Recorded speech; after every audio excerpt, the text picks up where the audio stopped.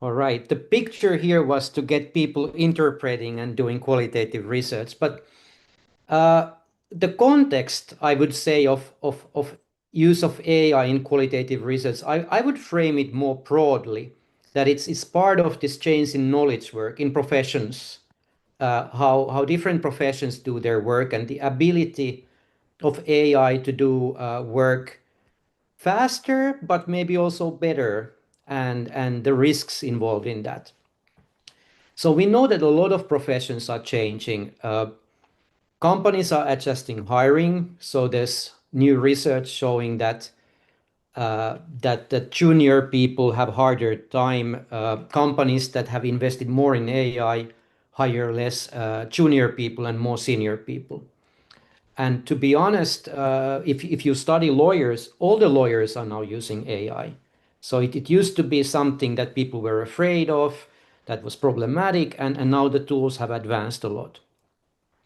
And at least I don't use professional copy editors anymore. I use AI to copy edit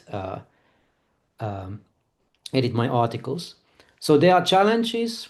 There's the de-skilling we've heard of, or that's the fear. People use AI, we lose the skills for critical thinking, for doing proper knowledge work. There's also the concept of AI slop. People produce something that looks like knowledge work, but is devoid of content, meaning. Uh, and overall, we might be living in this kind of mother of all bubbles, a lot of hype, lack of clarity. Is this just like a lot of unrealistic expectations about AI? And amidst this, I think it would be naive to think that okay, programming is changing, copy editors are gone, translators all use AI, lawyers use AI, qualitative research, we can like just decide that it's irrelevant for us. What do you think, Stine?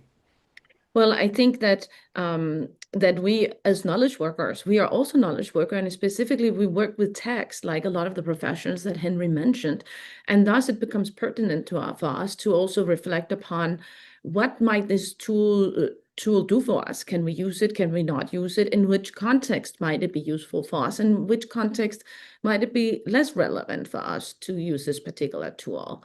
But I agree with Henri that we can't just kind of close our eyes and wish that it's going to go away and that we can just live our life the way we did before AI. I think that that is kind of putting qualitative research in the past instead of in the future. We need to develop our community, we need to develop our practices together with the technological evolution that is happening around us, and maybe update some of our practices. And also, I think more importantly, also kind of reflect upon what does it mean to be a qualitative researcher? Is being a qualitative researcher, does that have to do with the practices that we do or with the outcomes that we produce?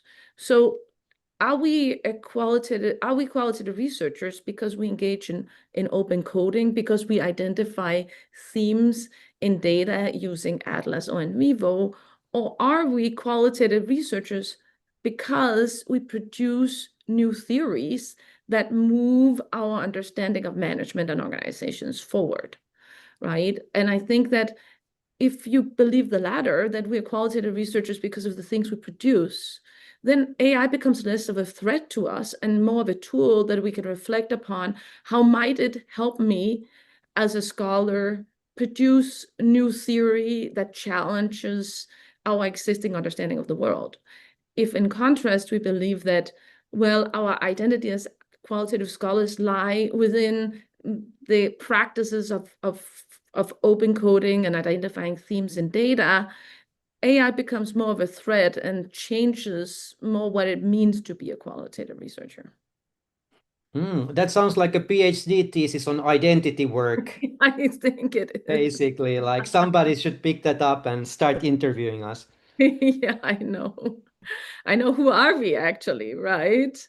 Like who are we as qualitative scholars?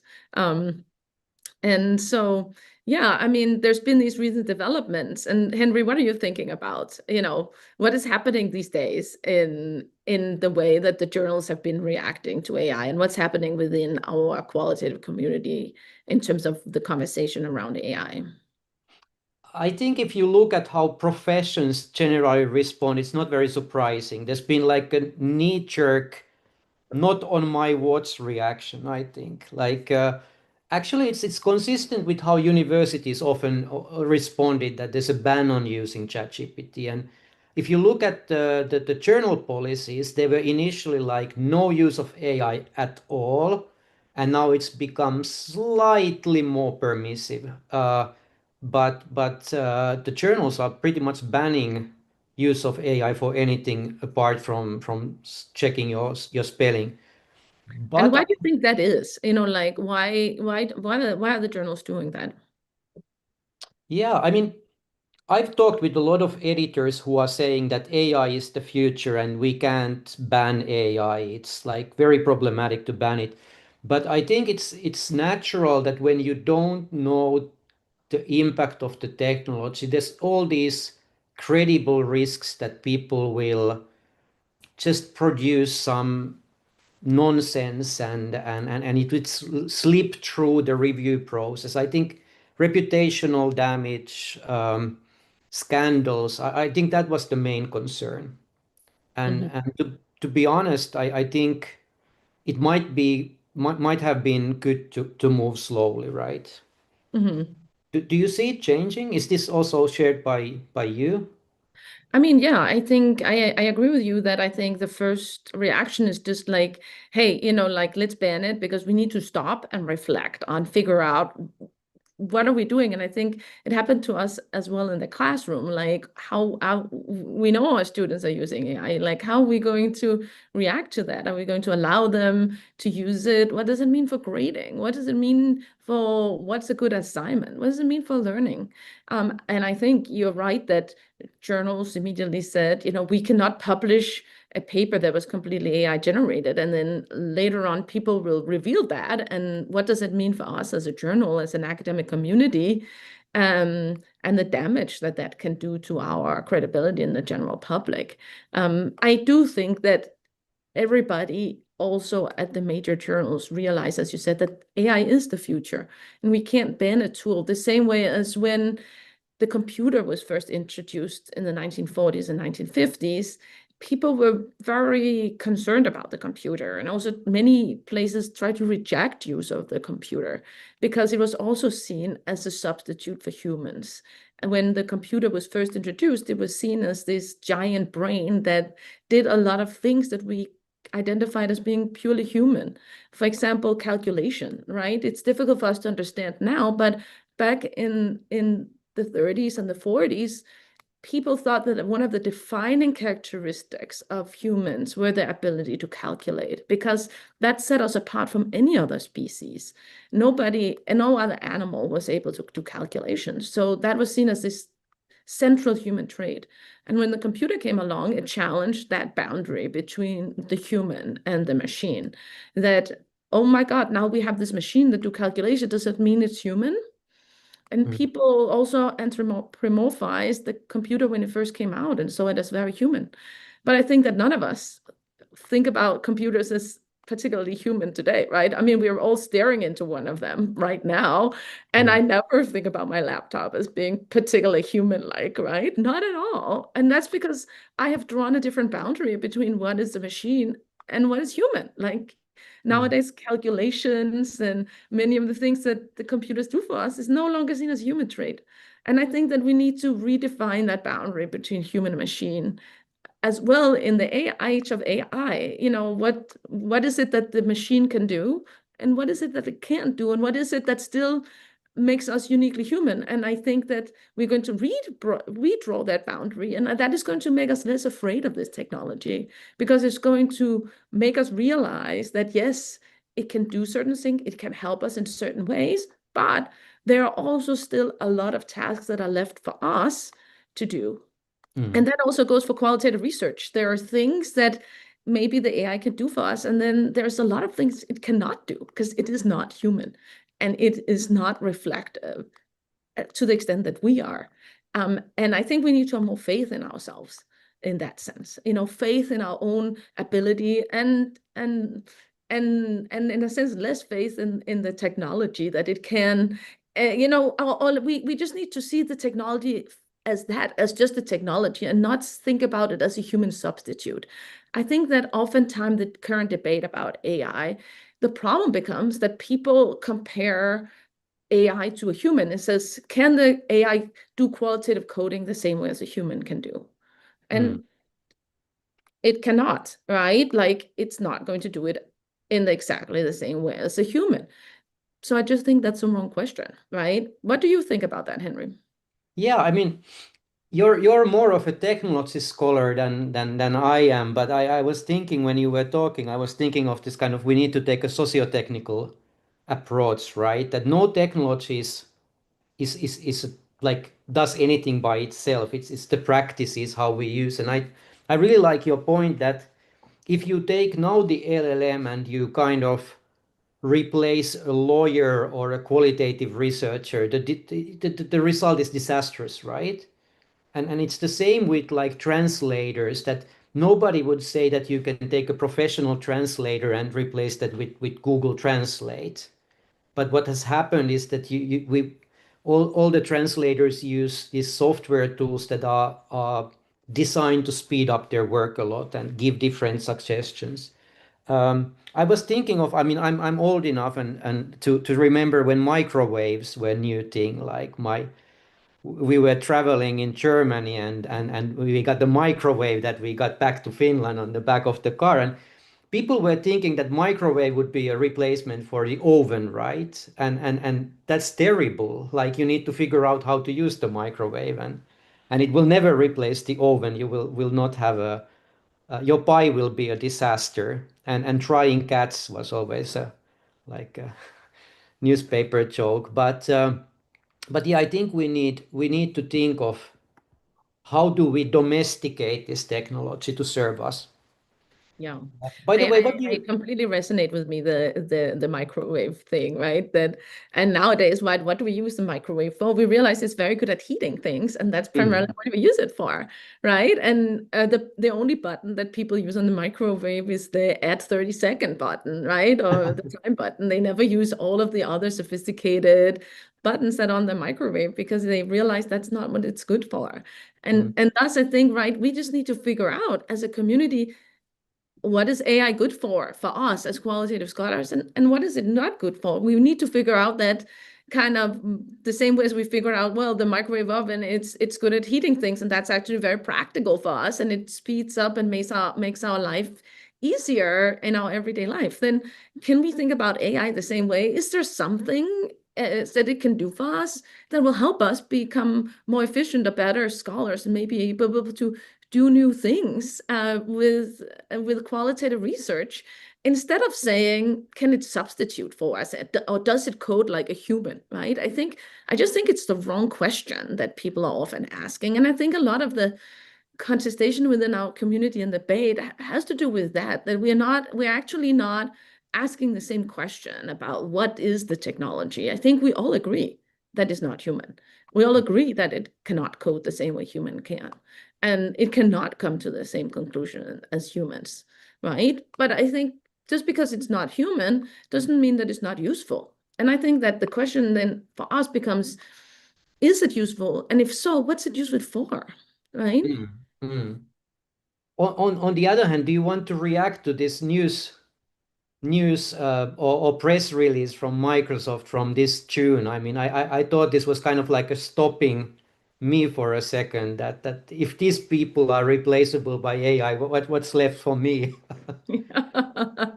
Yeah, I mean, but I think I have faith, right? In us and our intelligence and our abilities to not be replaced by a technology. I just think I think we are anthropomorphizing AI at the moment. We don't we it because it can do some human tasks that we've never before in history seen a machine do anything like that. Then it feels very human to us, the same way as when the computer was first introduced, that it felt very human to people in the 40s and the 50s, right? The way that we cannot understand, right, today. And I think, yes, I mean, medical superintelligence, maybe, I'm sure that it's going to be a very useful tool, and hopefully AI can save lives.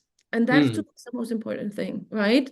Like, will AI, for example, for the medical profession, will it enable them to make better diagnoses? Will it enable them to come up with better cures for diseases? Can it help humanity in that way? Can it help us become better doctors as a species?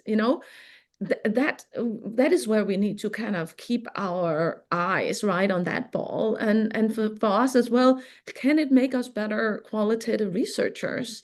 Can we find things that it can help us do so we can make better theories, maybe faster, maybe grander, maybe ask new things we are not able to do before that we can now mm, do? I think that's exciting. I think it's exciting that we can maybe analyze data sets that we were not able to analyze before. mm. And we don't know if it will lead to theoretical breakthroughs, but we know that if we ban any experimentation with use of AI for qualitative research, it certainly won't, right? Yeah, So that's right. I mean, we don't want to, right? We don't want to ban it before we know it, right? I mean, I think we need to engage in a period of experimentation with it, right? Yeah. Like, what's your, ideas about that? Have you experimented with it, Henry? yeah, I mean, I have to confess. So for those who don't yet know, I'm like a pro AI person. So I try to be a critical academic, but I think uh, sorry, changed the slide just in time to respond to your question, so that's fortunate. I think a lot of the experience we had and a lot of people have are from these older chatbots and older versions of LLM and basically the first generation of tools were basically only the AI model and a thin user interface between the model and and the user. And now I think there's so much more that can be done when you combine software with LLMs. You can make sure that all the quotes are actually in the data. You can create tools that allow users to manipulate categories and like explore the data set in a more transparent and more reliable, more thorough fashion. And I think if we look at the how rapid the development is has been so far, uh, there's so many opportunities. Even if the models don't get any better technically, I think there's still a lot more we can do with them. Yeah. Hmm. Yeah. Yeah, at least we need to know about them, right? Before Mm, we reject it and say, what is this tool good for, right? Because for me, these new tools, even the old tools, right, provided some kind of exciting ideas about how can we how can we use these in particular in certain kinds of data sets. I mm, think that if you have a small data set that consists of only a few interviews or observations, it might not be as useful for you because it's easy for a human to go through all of that data set and analyze it and understand it and reflect upon it. And a lot of great things can come out of that. But there are also certain questions where we need larger data sets in order to handle them. For example, if we want to study institutional change, if we want to study the change in structures and how does that affect organizations, it necessitates that we have very large data sets that span over a very long period of time. And those kind of massive data sets are very difficult to get a handle on if you're just a human coder, because you have thousands and thousands and thousands of text, maybe spanning decades, also maybe spanning continents, mm, right? And so those questions can only be addressed if we if we also get some help to analyze that. So I think AI opens up for us to ask new questions and study things we couldn't before, right? So in our globalizing world, for example, it becomes important for us to think about, well, how are organizations globally responding to something, mm, right? mm, But that kind of question used to be nearly impossible for us to answer qualitatively because, first of all, we didn't have data from all of these different countries. And second of all, we didn't have the time to analyze it because we had to publish within a couple of years, at least a decade Mm. after we collected the data. We can't spend our whole career analyzing one data set, right? Mm. And so if we want to ask some of these, I think, very pressing question about the role of globalization, about institutional change, longitudinal phenomenon, those are the kind of places where I get very excited about, are we able to use AI and also other, quantitative tools, not to do a quantitative analysis, but Mm. to use those tools in a qualitative way to develop new theory, right? And it's kind of like going back to actually some of the basic things, like Corbin always said, all is data, right? I love that. I love that. All is Mm. data. And so what we need is just, we need data. We don't have to be kind of thinking about, oh, this is a traditional qualitative data set and this is an untraditional qualitative data set. Instead, we need to open our minds and think about, is there data out there that we can use to ask theoretical questions, and where maybe some of these tools can help us Mm. answer those and thus also be more relevant in our world, right? And I think for qualitative researchers to be relevant, um, we can do that by maybe at least opening up and asking ourselves, are there some questions I can now tackle that I couldn't before if I get the help from an AI or from a computational tool, text analysis tool? Mm. Mm. Mm. Mm. You reminded me of this cynical joke in Europe often that data sets are only generalizable if they are collected in the US. Yeah, I I love mean, that. like I have so many colleagues who have collected data from Finland, and then reviewers ask, so Finland, but can this be generalized? Yeah, no, no, only American data. But I would add, Stine, and maybe it's like you're such a superstar in a sense in qualitative research. So this is maybe not the problem for you, but like I find myself often when I have 80 or 100 interviews, somehow you go back to a small handful of like the best informants, the star interviewees, the people who know what's really happening or say it in a nice way, and there's always the bulk of informants who are like not very articulate or maybe don't want to talk about things. And I think also where AI could help, and this is just my feeling, is that maybe there are, when we kind of are further along the analysis, maybe there's some insight in those interviews that we kind of assume don't have anything interesting, that we think we know that this study really doesn't, this person didn't say anything interesting, or these people talked about the topic, and maybe we miss things, right? I don't know. Yeah, I know, I love that point. Like, I mean, I think it really also points to the fact that it's easy to talk about AI bias, and AI is biased, and we have to have our eyes open about that, right? That it reproduces biases, whether it's gender, whether it's race, it in a sense just has consumed our existing society, and it has the biases that society has and has had in the past. And so Mm. we have to have our eyes wide open about that and Mm. be very critical of the tool when it comes to biases. However, I also think we have to keep in mind that we are biased too. Mm. And so we are also biased. We are not flawless. We as reflective human beings, but we also biased. And the thing that also excites me is also, as you say, this thing about the tool maybe challenges you to look at more careful at some interviews you had kind of skipped over, right?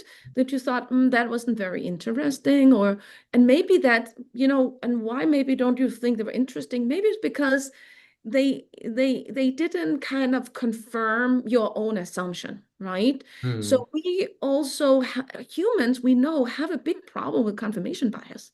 Hmm. I think Hmm. confirmation bias is one of the beasts that we struggle with in Hmm. qualitative research. It's a ongoing fight against our confirmation bias as scholars, in the sense that we see the theories we know in data. Why is it so difficult to develop new theory? It ought not be difficult. Like, why is it so difficult? And one of the reasons is that we are so immersed in a certain theoretical perspective that we often see that one theoretical perspective inside our data and don't see the ways that the data might contradict it, or the way that the data opens up for other theories. And that is an area where I think it is very interesting, at least for us to explore. What does it mean to kind of collaborate together with an AI or another tool in terms of challenging our own confirmation biases, and maybe pointing our attention towards some things in our data that we might have overlooked, because it doesn't have the same, it's biased, but it doesn't have the same biases as we have, right?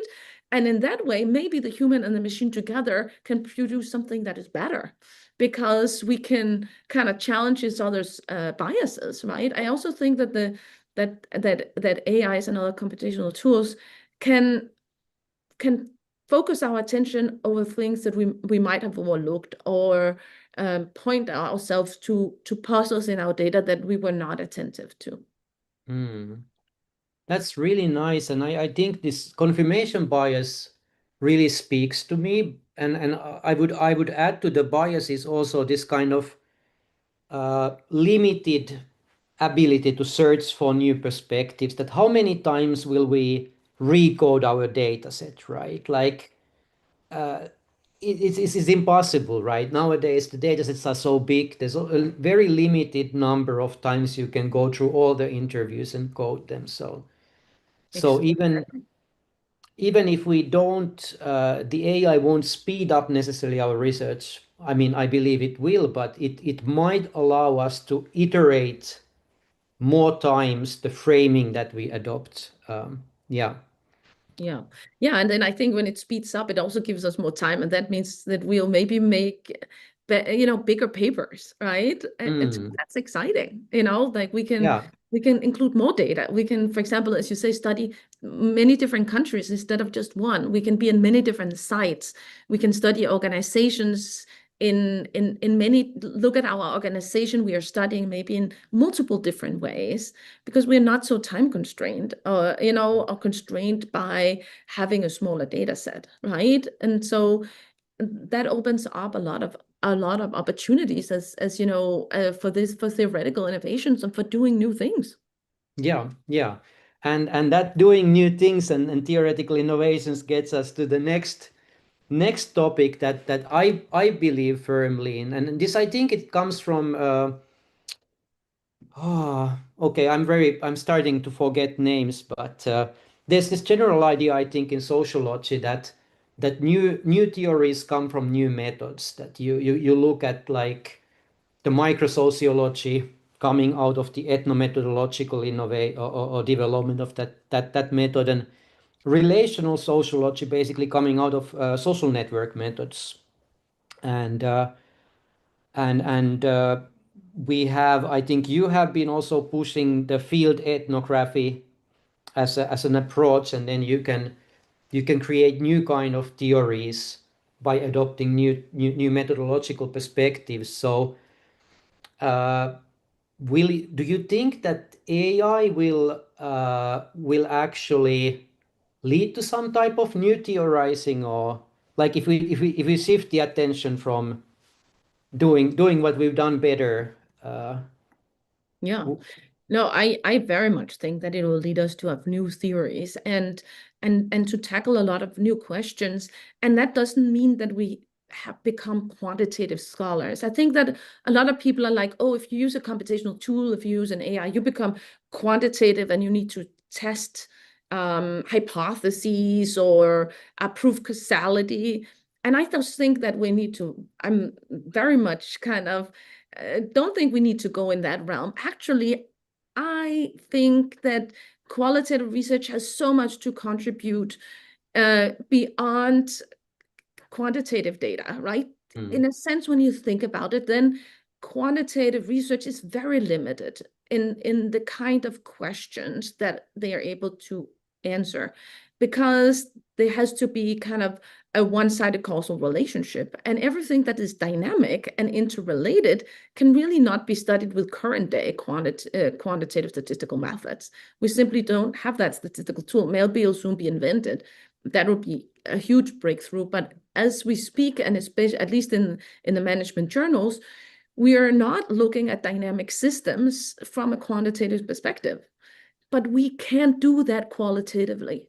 And we can contextualize things and study these evolving patterns.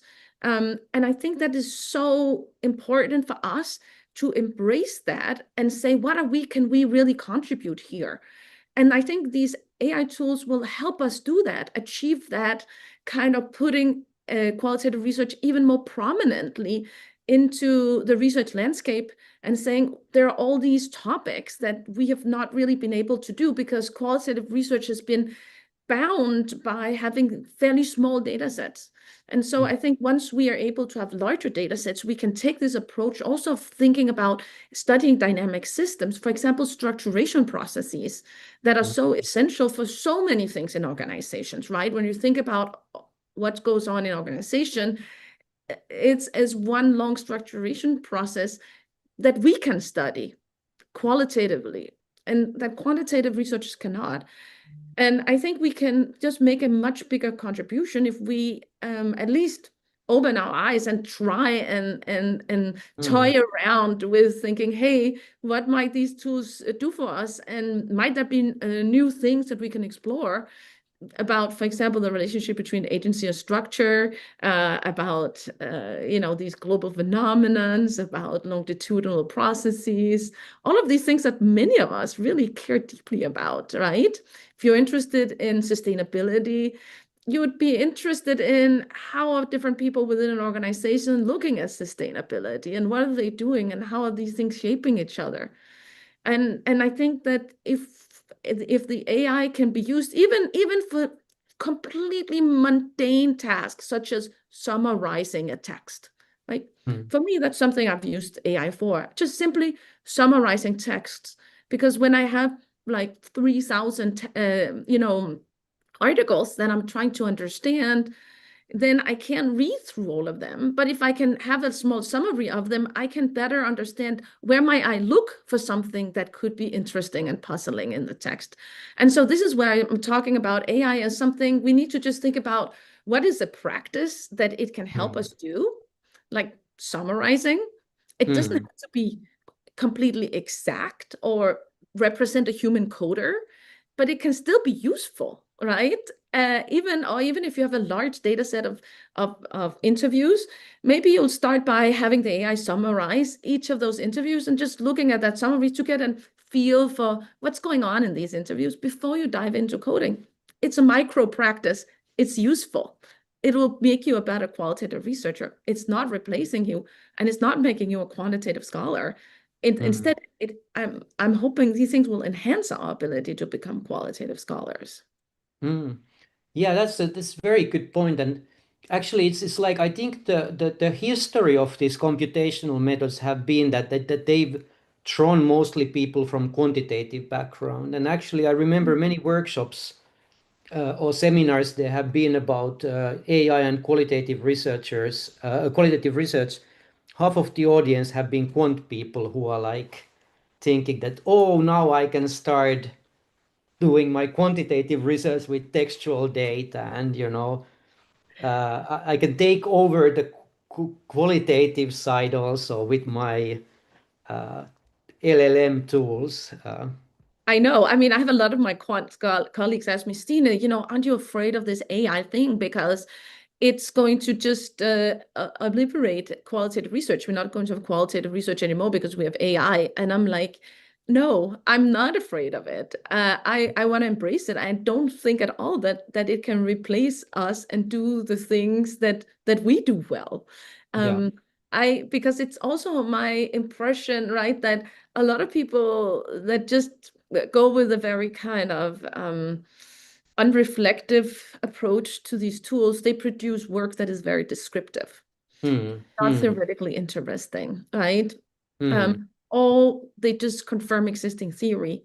Whereas that kind of sweet spot where we are actually drawing on data to move theory forward, it's a difficult sweet spot to find. And we need all the capacity we have, human and machine together, to try to achieve it. Hmm. Yes. All right. Let's get to our ideas a bit. The proprietary.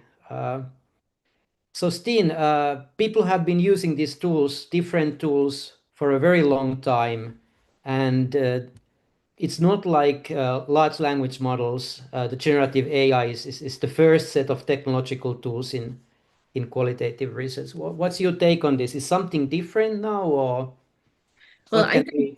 it's just people kind of, I think that it's interesting that people tend to forget that we actually use tools already, right? Like, it's not that we're not using tools at all. There are many tools that are involved in the qualitative research practice. I say that as a technology scholar. I Hmm. just think that we're not, there's become so taken for granted part of our everyday research practice that we forget them, right? I mean, especially Atlas and NVivo, there are technological tools that are helping us trying to understand our data. And I think it's important to realize that those tools have affordances that shape the way that we do qualitative research. The way that those tools are built does matter for how we approach our data.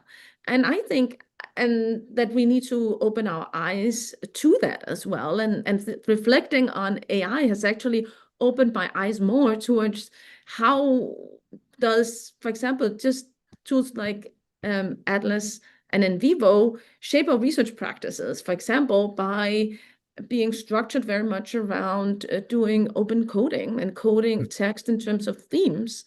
And you Hmm. can ask, is that the only way we should analyze our data? It affords a certain way for us to Hmm. approach our data, right? And recently there have also been these other tools like topic models, sentiment analysis, word2vec, right? I mean, that have been embraced by some qualitative scholars as well. And so we are in a world of technological tools that shape our research practice, Hmm. right? Very good point. Do we want to take questions from the audience? What do you Yeah, think? maybe we'll take a few questions. So people can raise their hand, and then please speak up with your video on, please, if you have a question.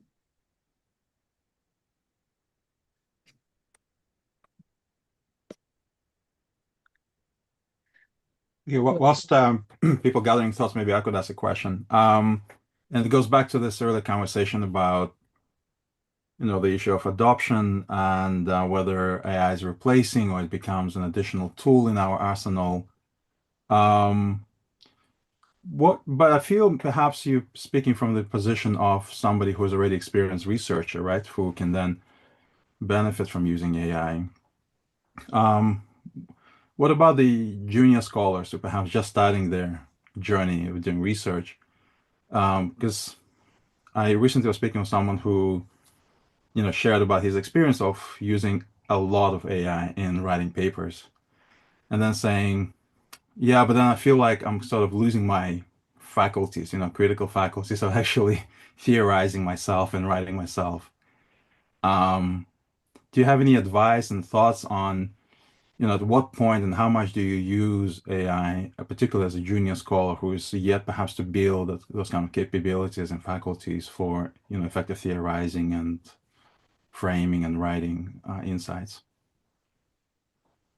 I mean, in my opinion, the thing that you're talking about, which is a form of deskilling, is my main worry. But in a sense, it's not. It's something that we allow the technology to do to us, right? It makes us lazy. It is my biggest worry that people just kind of become lazy, and are not being critical of and engaging in that critical work. And I agree that maybe as a junior scholar, if you have not been kind of through the hardship of criticality and working through very difficult data sets for a long time, it's maybe easier to fall victim to this form of kind of laziness. And where the way I think about it is that, we take our head off and we just put it under our arm and replace it with an AI. And I just think that, well, I mean, I don't think there's like one answer to that question other than the fact that you need to kind of force yourself all the time to read through what is the AI telling you, and do you think that's right? And in particular, in qualitative research, always go back to the data yourself. You cannot rely on what it tells you. The same way as if you had a kind of erratic undergraduate RA who worked with you and said this and this happens in the data, and you're like, are you going to just put that, just like trust that, person who might be untrained and put that in the paper? No way, right? You gotta go back. Every single thing that is maybe an AI says, oh, this is happening in your data. If you find it interesting, you gotta go back to where exactly is that in location of the data and think about it yourself and read the context, contextualize it, right? And so that you in a sense, the answer is just that you gotta kind of shape up and be critical and go always back to your data and not rely on the tool. Let's take two more questions quickly, and I guess Susan and Alyssa were the first ones. Thank you. My questions have to do with timing and triangulation. So the timing question is, are there guidelines for, do you explore with AI first? Do you code your data first? Does it depend and on what? And the triangulation is relevant for what you were just talking about. Sometimes the data that we have might be patent text, it might be articles if we're working on a literature review, but it's too much to read every single one. You could read parts of many of them, but once we get into the tens of thousands, forget it. So I'm wondering, are there any practices that are emerging for what is a validated, reliable approach to triangulating the patterns that you're seeing if you're using AI? So I can, Stine, unless you can follow up after me. So I think these are things that we are just starting to discuss. So like this is exactly the kind of questions we should be discussing. I think for junior scholars, people are saying that maybe first code the data yourself or go through yourself, and then only then start using AI once you're familiar with it. I think it's great for this kind of triangulation and finding even like counter points, like finding things that contradict your interpretations and your observations. Because I think in an interview data set, often you find like competing views. And that doesn't necessarily invalidate what your interpretation was, but it adds kind of depth if you can explain then why some people interpret things some way or think some way and others the other way.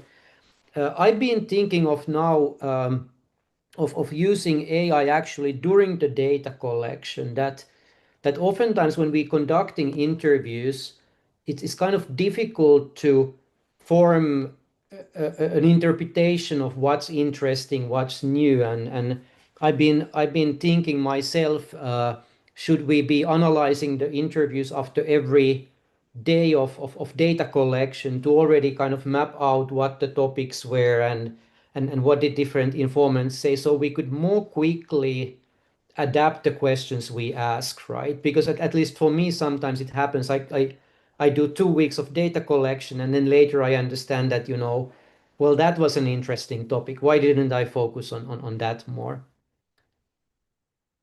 Are we going to take the next question, or Stine, what do you think? Yeah, I just think that I don't think that there's one or the other. I think in general, and this is just general, for everything, is that the first thing to do with any data analysis is try to get an overview of the data. I would never start kind of systematically coding data as the first thing.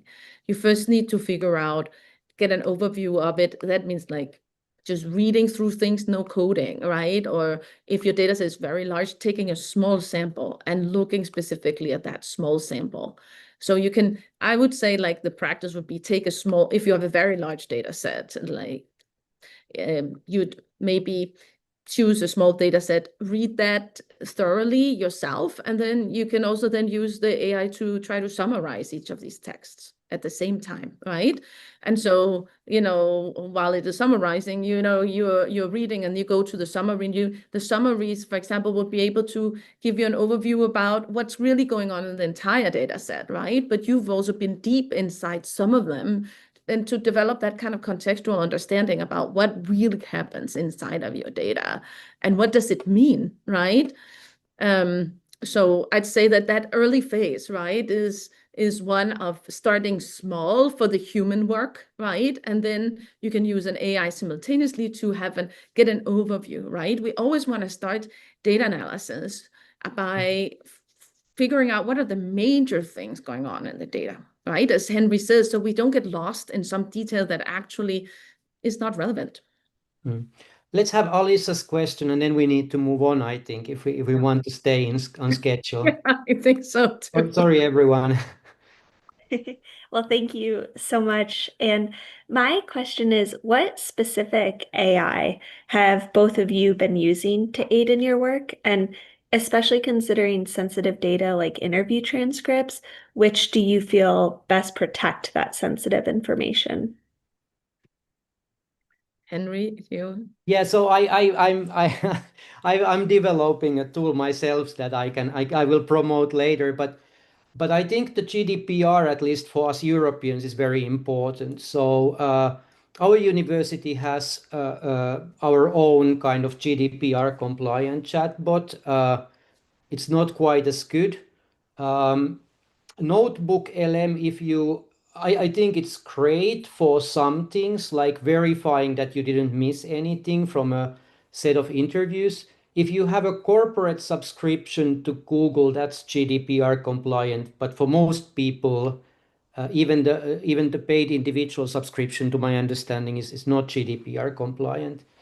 I would not trust ChatGPT or Claude with personal data. So I think these are not like corporate tools.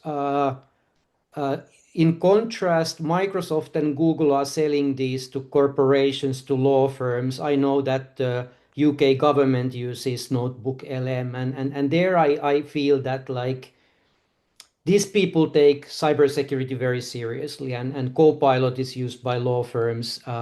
So I would think for me that's good enough. But of course, you need to check with your lawyer at the university.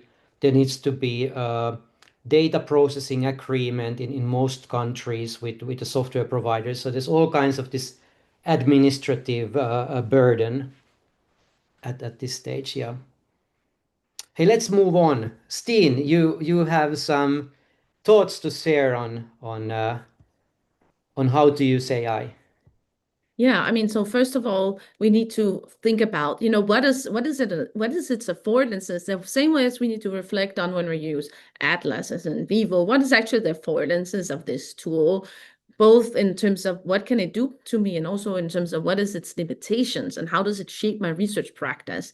Whenever we engage with technology, it does shape the kind of things that we do and what we are thinking. And so when we think about AI tools, affordances, then you look at it and what are the things that it can do for us? Well, it can analyze a very large amount of data very quickly. It can identify themes and concepts in text. It can create groups of similar objects and statements. It can summarize, as I said before. Those are some I see as some core affordances that will help us in terms of understanding our data better, that can be used, of course, not uncritically, right? Everything needs to be with a critical perception, but it has this ability to to help us with these kind of tasks, especially when we have these very large data sets. We have the let's go to and so I think that the conversation, like both Henri and I, the thing we have been alluding to, up until now, is this distinction between automation and augmentation when we think about AI. And so this is a kind of become a very standard way of thinking about AI and the way that we as humans can approach it. And so in terms of the automated use of AI is when kind of the machine takes over the human tasks, and where you think about that the objectivity and legitimacy of the work resides with the tool. So this is, in a sense, you can say, is a huge distinction between quantitative and qualitative research. In quantitative research, the legitimacy of the results lie with the statistical tool. That because the statistical tool said that, this is the p-value, right? Then that is seen as legitimate. Whereas the legitimacy in qualitative research relies with the human interpreter, and that we have legitimacy in our work because we interpreted what happened. And there it's important that we cannot just automate our work with AI and put the legitimacy of our work inside of the tool. Because, there is an allure of AI is that it's objective, right? And that it has speed and ease.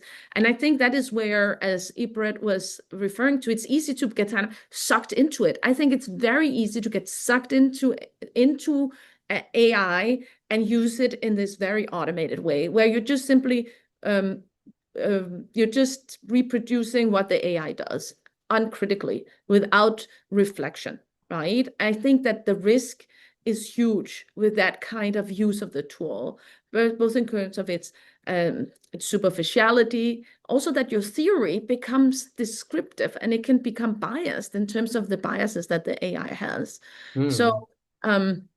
So we have to be aware of not using AI tools in this automated fashion, and that instead we need to use AI tools in an augmented fashion where humans and the AI collaborate together to perform a task. And we think about the AI as a tool, right? It's a tool.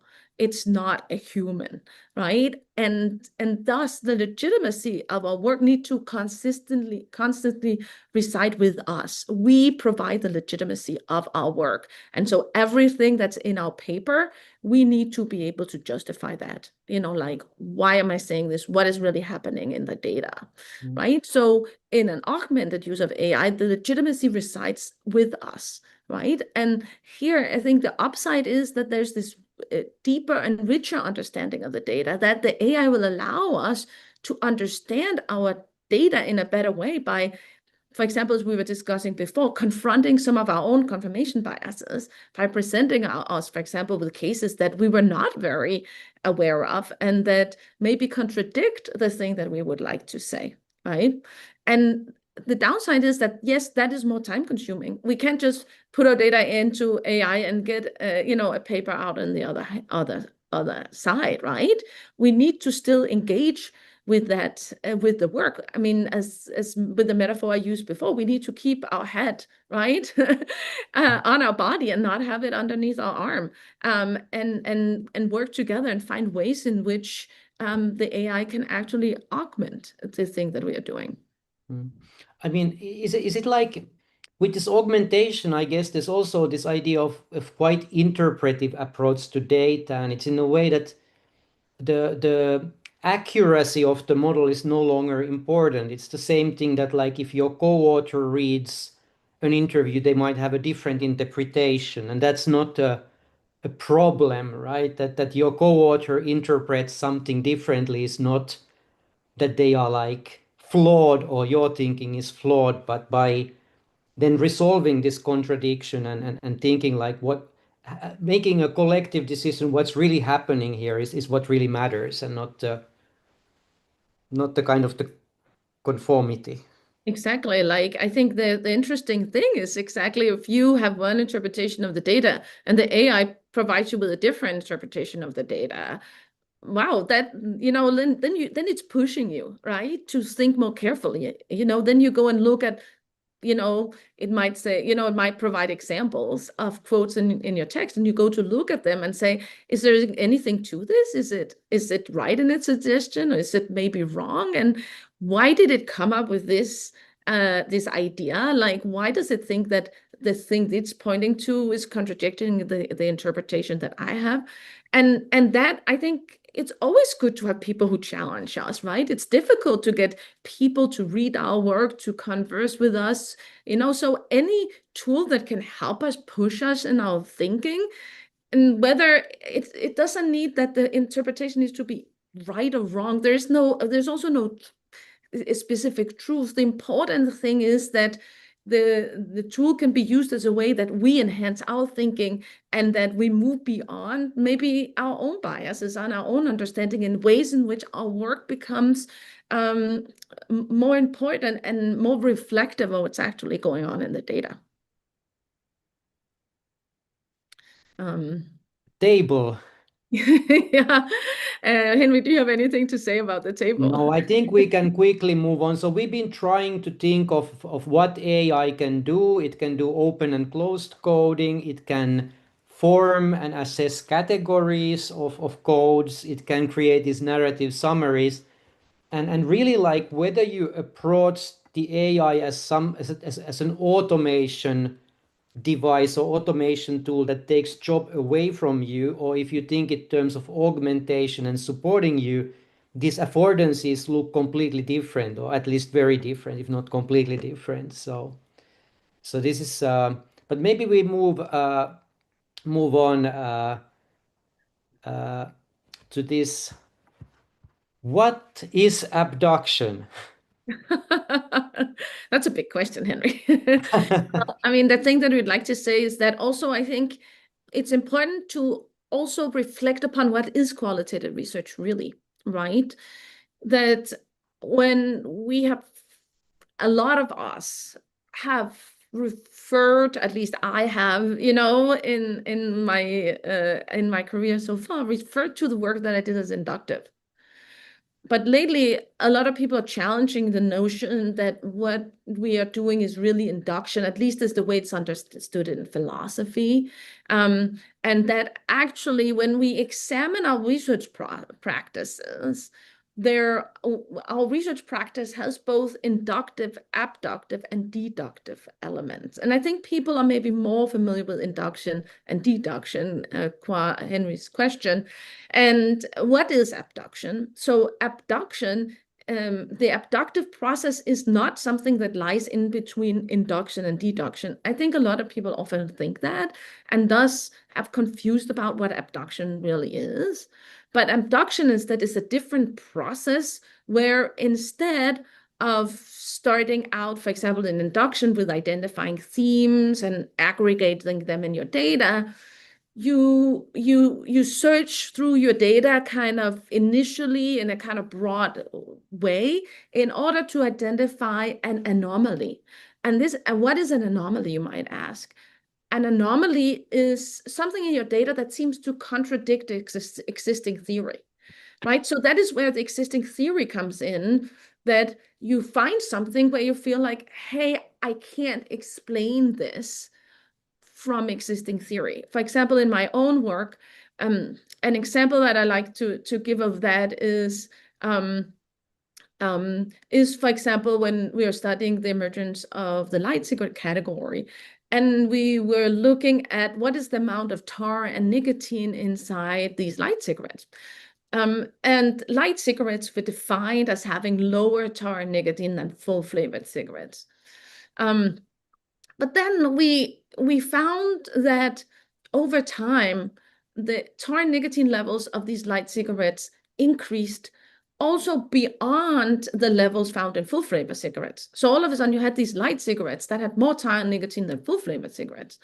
That was just also just like empirically puzzling, right? And so we begin to puzzle about this, like, why is that? That's weird. And then when we began to think about it from a theoretical perspective, it's also puzzling because from categorization theory, we should think that as a category becomes established, you would have more punishment from violating the definition of the category. And here we saw exactly the opposite. So this became an anomaly that was the starting point of our work, right? It was trying to explain this puzzle inside of our data. Instead of saying that our data emerged by identifying a lot of themes in our data. I think one of the things that can be challenging with induction is that there's so many themes in our data, and most of them are not novel. Most of the themes in our data will not contribute to theory because they're already known. They represent elements of organizational life that we're already familiar with. So we need to start our research process at places where there is a puzzle, right? And so but abduction is not something new. I actually think that many people have done this, are doing this. This is many people take an abductive approach to qualitative research, whether or not they use that word or not, right? The thing is that the words that we use and the practices we have, I think, are not completely aligned, right? That causes a lot of confusion, right? And so there's both that distinction when we think about qualitative research, and then we also need to think about that there's different phases of the research process, right? We can think about both formulating our theory from our data, but then also justifying our research in our data. And in all of these, for all of these different processes, whether we use abduction, induction, abduction, deduction, or whether we are formulating theory or justifying theory, we can begin to ask ourselves, what is the role that AI can play in that? Yeah, and actually it's kind of funny that a lot of methods we learn is more about justifying than formulating.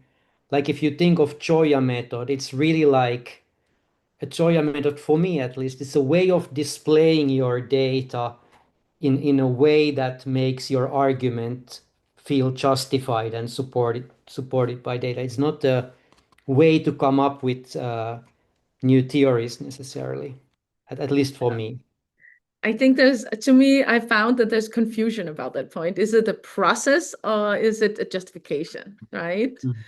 I think again, people use the joy method in both ways, like some people use it as a way of formulating theory, of moving through the steps of open coding. And at least that's what a lot of people describe. If you read people's method sections that they open coded, then they merge themes into these overarching categories. So at least in the method section, they are saying that they're following what the Joy method did to formulate theory. But I actually think that you're right, that it is maybe actually a way to justify our theory. But, I think it's an open question in my mind. Yeah, I hope I'm not destroying my credibility completely with my confessions. Wow. Stine, this, do you remember how many versions of this figure we created? I do.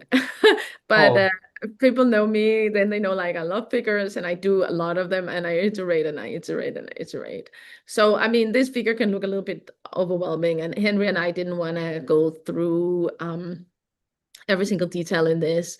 We actually have a working paper that details this model, and people feel free to reach out to me or Henri to get a copy of that working paper. But what this model is trying to say is that is more kind of to take this idea about either taking an automated or an augmented approach to these different practices that we have as qualitative scholars, and saying, well, what are the risks and the dangers, right? So what if we, for example, take an inductive approach and we take this automated way of approaching AI?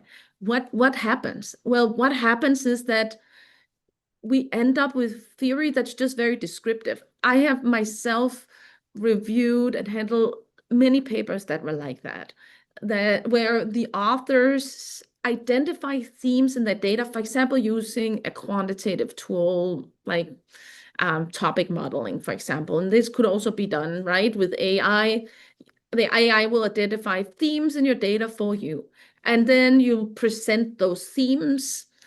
But then the paper is descriptive, right? So if we only take this automated approach to using the inductive method, we end up with these papers that are just very descriptive, and that doesn't really move theory forward. Like, why do those themes actually matter? What is the story that they're telling us about the data, right? And the same way, if we take this automated approach and from a deductive perspective, where maybe we have a theory that we are interested in, let's say institutional theory, and we ask the AI, what are the kind of elements of institutional theory in my data, right? And the AI will come up with things correct or incorrect. I'm not saying the things, but even if you kind of, go and you check it, right? If you just have that approach of kind of let's identify, this theory in my data, then we end up with a paper that kind of mirrors existing research, right? And I think that these two fallacies ending up in kind of an automated deductive way of using AI or coming up with an automated inductive way of using AI it's kind of a trap, that's easy to fall into because the tool is so convincing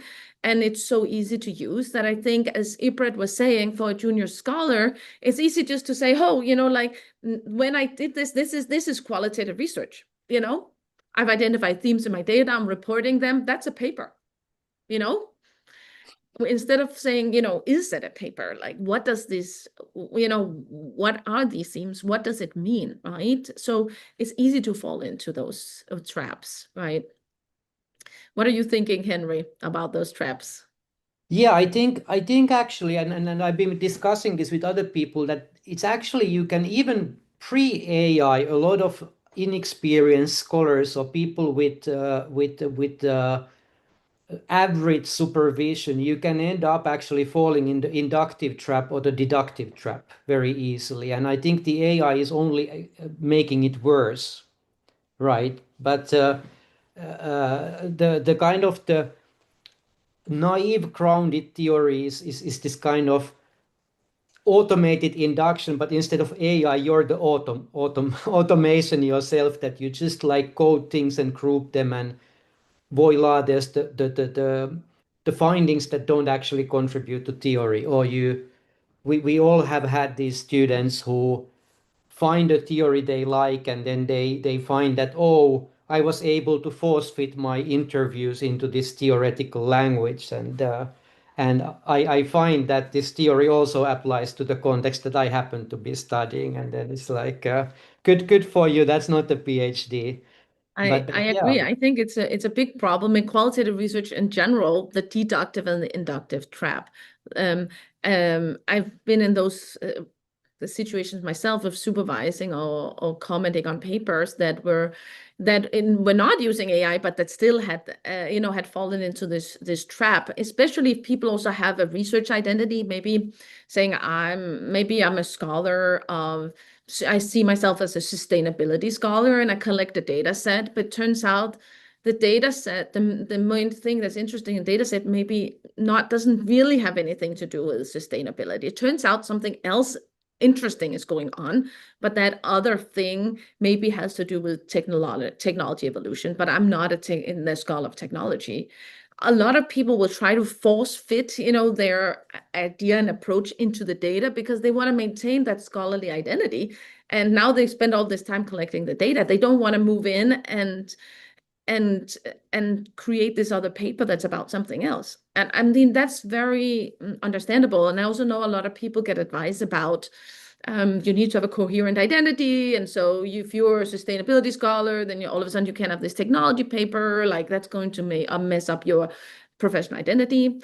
It is true. I mean, that is problematic. However, I mean, I am a hardcore empiricist. I follow the data in all of my work. And that also means that my papers, I have a lot of different papers about a lot of different things. My advisor, Steve Barley, was the same, and he characterized his career as puddle jumping from one puddle to the other, because that was where the data took him, right? And so I'm all about following the data. And yes, it's going to challenge your identity, but I think this I need to have a coherent identity is overrated in my opinion. But that's again because I'm a hardcore empiricist, and so we need to follow the data and ask kind of questions of the data and figure out what is puzzling inside of the data, and that's where we can take the augmented approach. I think we can take both an augmented approach if we use induction or deduction, but especially if you use abduction, where we are thinking about the AI as a tool that can help us ask a question of the data or identify things that are puzzling or try to answer the puzzling question and point us to places that might resolve or provide an answer to that particular question that we have, right? Because that when we take this abductive approach where we are thinking about finding puzzle and developing explanations for these puzzles, it is at least easier to take on an augmented approach where we see the tool for what it is, that it is a tool. It is not a human and it's not a substitute. Can maybe help us identify places in our data that might answer the problem that we have, right? Again, it's all about, you always need to go back into the data and look at what's actually going on here. If the AI provides you, with saying, well, look at this particular transcript and this person is saying this particular thing, then you need to go to that transcript, and look at what is going on there, right? Yeah.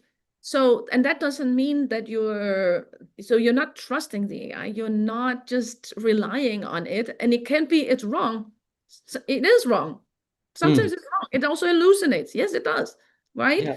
But it might still be maybe even if it was right half of the times, where it would be very useful, right? Yeah. Like, maybe it's wrong half of the time, and I actually think it's right more than that, and over time it'll be right more times than that. But even if it was right half of the time, right, and it was only hallucinating half of the time, it would still be useful for us to go into the data and look at getting this other perspective on the data and looking at those places that is highlighted, right, as a way to challenge our own thinking. Yeah, let's take one question and move forward. Adina, please. You're muted, sorry. This is like pandemic time. Yes. I was just wondering, listening to your discussion about induction and deduction and abduction, and obviously the importance of abduction that has been finally recognized more forcefully in grounded theory, for instance. I think we have the way we think about AI is sometimes not very clear. So, for instance, from some of the readings, particularly the one by Quevedo, Glaser, and Verzad that you indicated for this seminar, sometimes it seems AI is used simply to generate data in a different way for quantitative research. I was very worried about this article that was indicated because I didn't feel it made a good argument for qualitative research. I saw the questions the people were studying were purely quantitative, and the exemplification, the example was about how to generate data. That's one thing, generating data in a different way, for instance, than sending questionnaires or, I don't know, other ways of large quantitative data collection. And another issue is data interpretation and how to augment the data interpretation. And that's the more interesting part, at least for me as a qualitative researcher. So I'm worried about, on the one side, for the new scholars, for the young scholars, how much they will be confused by this aspect of AI as a tool for data collection versus data interpretation augmentation. And also the fact that we might push people towards large data samples. And it's easy to do this because anyway, there was always sort of pressure on the qualitative researcher to show generalizability.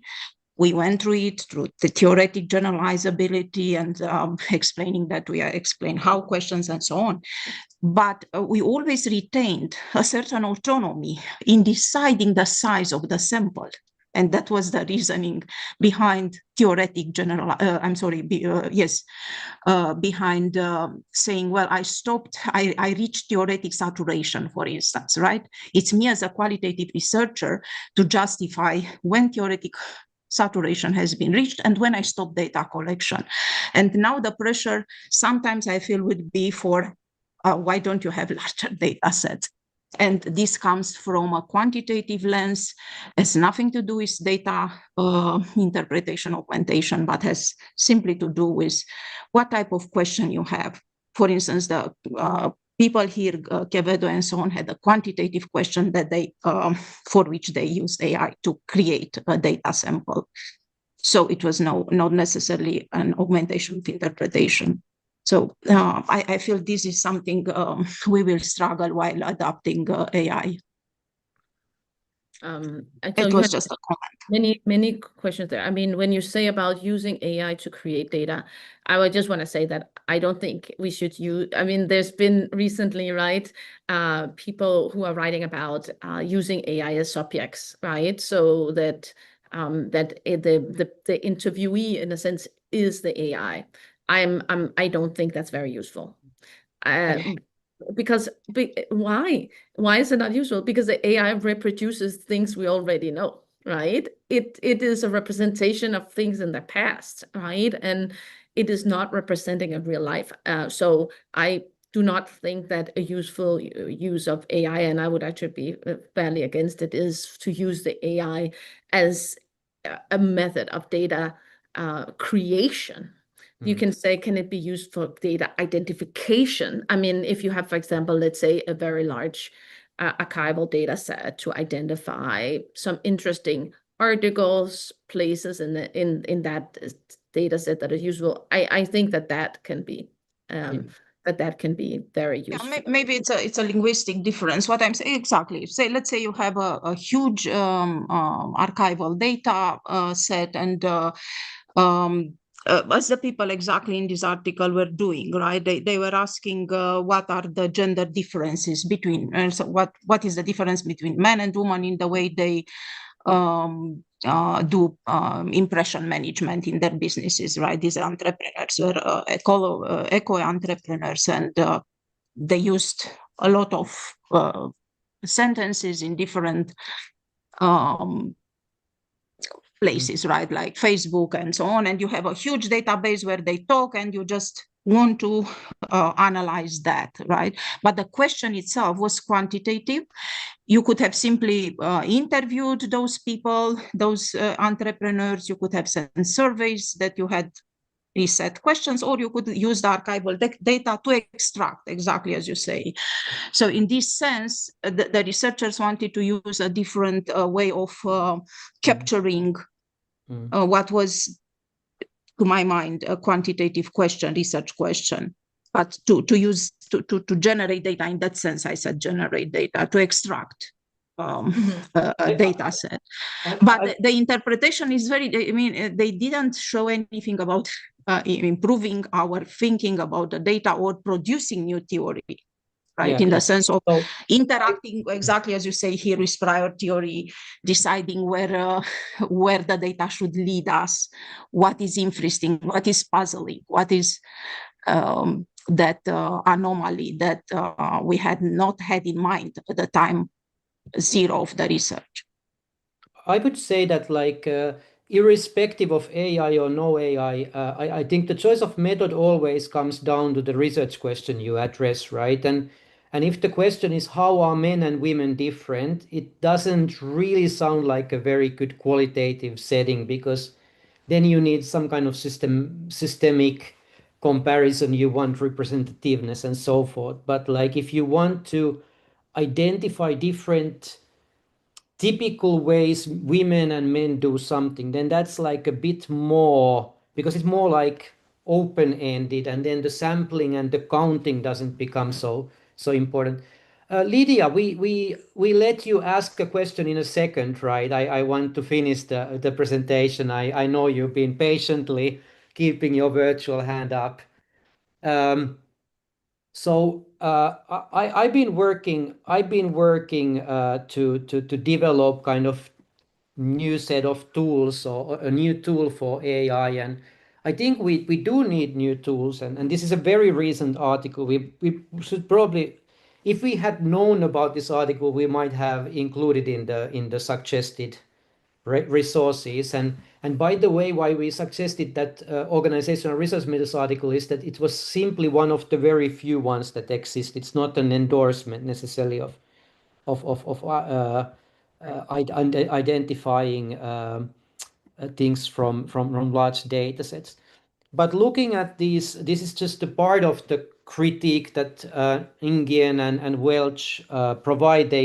Their article is very critical. They find almost nothing good with the prospect of using AI. But Stine, do you have any favorite issues here? What do you think are the main Yeah, ones? I think that so in I think that the thing is that the way that, as I mentioned before, I think the most important thing is to treat AI for what it is, and that is a tool, and not say that compare it to a human. It will not behave like a human, right? Like the way a computer doesn't behave like a human. But it doesn't need to behave like a human in order to be useful for us. And I think that our question here just needs to be, can we identify some of these practices like Henri and I have discussed, for example, summarizing, identifying elements in your text, questioning your assumptions, these kind of practices. It doesn't have to behave like a human in order for that to be useful for us to go forward with AI and qualitative research. Yeah. What about you, Henri? Do you have a favorite? Yeah, I think for me, I think the lack of context is certainly one that I find the most difficult to overcome. And a lot of these other things, I think we can manage, and like they are things that are disappearing. So I'll share quickly the tool I've been working on, and it tries to fix the hallucination and lack of human control and this type of issues. So this tool is basically, it's very early, or it's actually available. You can use it. You can upload your data. But it's of course early days in a sense that we're trying to add new features all the time. But what we provide or try to provide people is the ability to automatically do the first order coding, and then do initial kind of categorization of different topics. So in this case, I uploaded 12 anonymized interview transcripts. This is a data set you can get online. It's an open access Creative Commons open science data set. And we address this. I extracted all the experience tensions, and they relate to a bunch of different topics like healthcare. These are poor rural people in the US.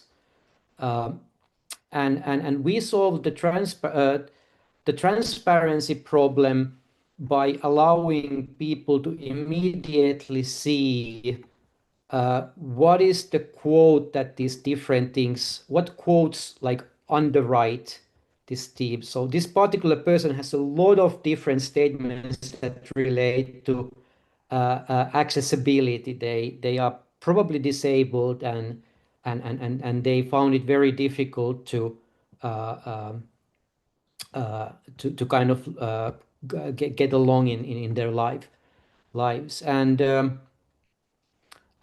we use software so that we know that all the quotes actually exist, and we try to create this transparency by allowing people to go to the place in the document where the quote comes from. So like anyone can read the transcript and see this is reliance on others for activities, uh, and so forth. Uh,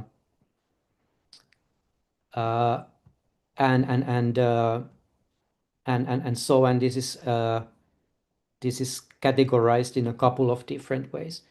So we also try to provide this kind of ability to, this is inductive, right? To get to abductive things, that you have this chat where you can ask questions about the data, and you get this ability to exactly like verify immediately um, um, what, for instance, people feel.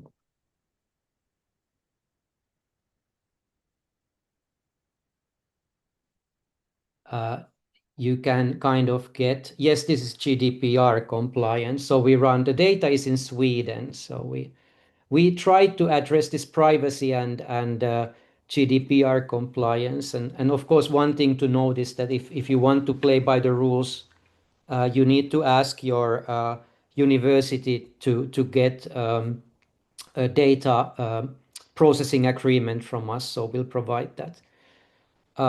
So here, if we have an abductive theory idea that like we have identified some puzzle and we think, it could be that there's this kind of how people manage their relationship with their families, you can immediately then like ask it.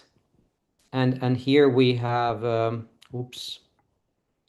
struggle to balance work and caregiving responsibilities, and you immediately see the quotes, and maybe it might hallucinate, but then at least you can, with 2 clicks, you get to the part in the data. I don't know, maybe it didn't go to the right place now, but typically this is a demo effect. But you can kind of, the idea is to make the research process as convenient as possible, and we are adding new features. So I don't want to say this is like going to be the best tool. I hope so, but why I wanted to show this is, I think the first generation of these chatbots, they had all kinds of problems that really make them poorly suited to kind of really help in qualitative research.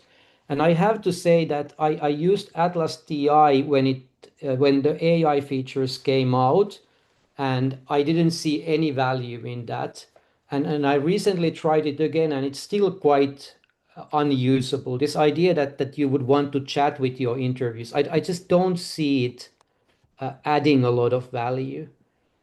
I don't know, Stine, have you seen any use of these AI features in the traditional coding tools? Yeah, I think I think that they're struggling to catch up. And the problem is a little bit that, as often, I mean, again, being a technology scholar, then they're trying to add this new feature onto an existing platform that and where they kind of don't mesh so well, right? That I actually think that we need to rethink the foundations of what is a useful tool for us for qualitative research. If we are thinking about qualitative research much more abductively than inductively, then tools like NVivo and Atlas are not going to be very useful for us as qualitative scholars. But I just kind of thank you so much for the demo, Henri. And I think that this kind of demo also shows how, you can, on the one hand, right, ask the AI something, have it identify some themes, but you don't have to trust it or rely on it, right? You can go to your transcript, and you should go back and forth.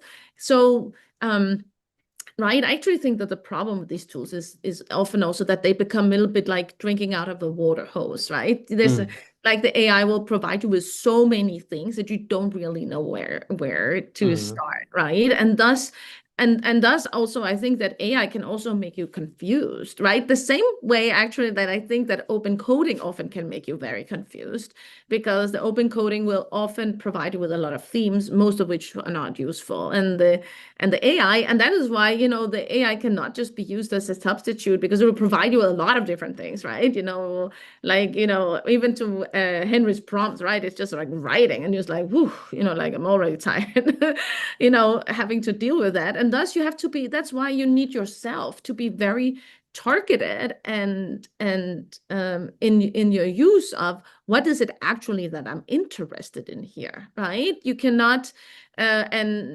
because otherwise you're also going to be lost the same way as you might be lost inside of a data set that is very large with a lot of open codes where it's difficult to figure out what's actually the interesting story here.